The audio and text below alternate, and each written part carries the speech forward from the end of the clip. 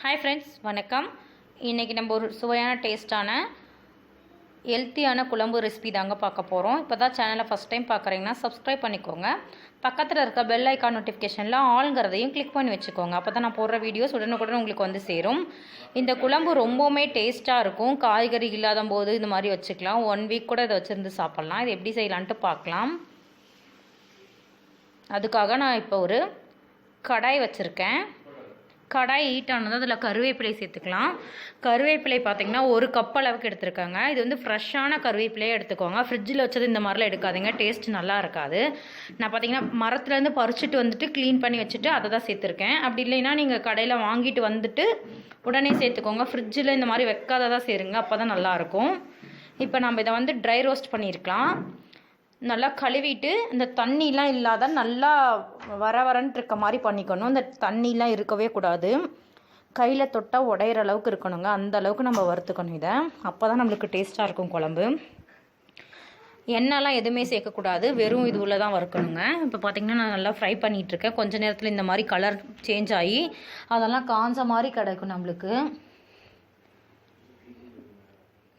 இப்போ பார்த்திங்கன்னா நல்லா மொறுமொறுன்னு ஆகிடுச்சு. இதை ஒரு பிளேட்டில் சேஞ்ச் பண்ணிக்கலாம். இப்போ ஒரு கடாயில் நல்லெண்ணெய் சேர்த்துருக்கேன். நல்லெண்ணெயில் சேர்த்தா செஞ்சால் இந்த குழம்பு நல்லாயிருக்கும். அப்படி இல்லைன்னா ஆயில் கூட சேர்த்துக்கலாம். இப்போ ஒரு 4-5 சுண்டை வத்தல் சேர்த்துருக்கேன். இது வந்து குழம்புக்கு ரொம்பவும் நல்ல டேஸ்ட் கொடுக்கும். இதை வந்து இந்த எண்ணெயில் பொரிய வச்சுக்கோங்க. இந்த வத்தல் வந்து நல்லா பொரிஞ்சிடணுங்க. பொரிஞ்ச உடனே இதை வந்து எடுத்துக்கலாம். இப்போ ஒரு மிக்ஸி ஜாரில் நாம் வறுத்த கருவேப்பிலையும் சுண்டல் வத்தலும் சேர்த்துருக்கேன். அப்புறம் ஒரு 2 டேபிள் ஸ்பூன் தேங்காய், கொஞ்சமாக தான் தேங்காய் சேர்க்குறேன். ரொம்பவுமே சேர்த்தா நல்லாவும் இருக்காது. இது வந்து நம்மளுக்கு கருவேப்பிலையை அரைப்படும், அதுக்காக தான் இது சேர்க்குறது. இதில் வந்து 1 ஸ்பூன் தனியாத்தூள் சேர்த்துக்கிறேன். தனியாத்தூளும் பார்த்திங்கன்னா ஒரு பைண்டிங்காக, அப்புறம் குழம்புக்காக. இப்போ பார்த்திங்கன்னா அரைச்சாச்சு. குழம்புக்கு அதே கடாயில் நான் எண்ணெய் வந்து ஹீட் பண்ணிக்கிட்டேன். ஆயில் ஹீட் ஆனது. இதில் கடுகு உளுத்தம் பருப்பெல்லாம் சேர்த்துக்கோங்க.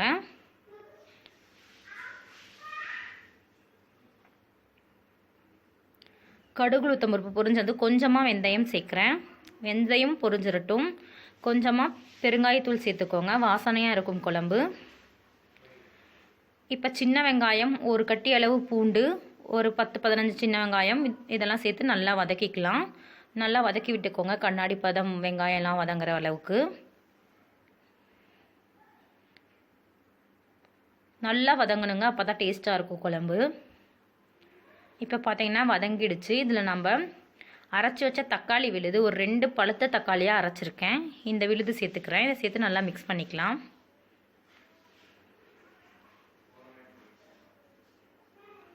மஞ்சத்தூள் கொஞ்சம் சேர்த்துருக்கேன். குழம்பு மிளகாய்த்தூள் ஒரு 2 ஸ்பூன் கிட்ட சேர்த்துக்கலாம்.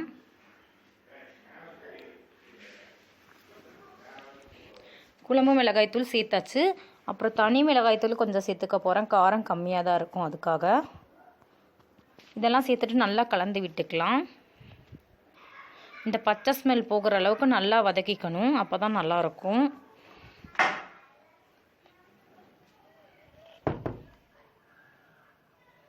ரொம்பவுமே நல்லா அந்த பச்சை ஸ்மெல் போய் இந்த தக்காளி ஸ்மெல்லாம் போய் கொஞ்சம் எண்ணெய் பிரிஞ்சு வர வரைக்கும் வதக்கி விட்டுக்கோங்க. இப்போ நம்ம அரைச்சி வச்ச அந்த கருவேப்பிலை தேங்காய் சேர்த்த விழுதை இதில் மிக்ஸ் பண்ணிக்கலாம். இதையும் சேர்த்து நல்லா கலந்து விட்டுக்கோங்க. இது கொஞ்சம் நேரம் அப்படியே வதங்கட்டும்.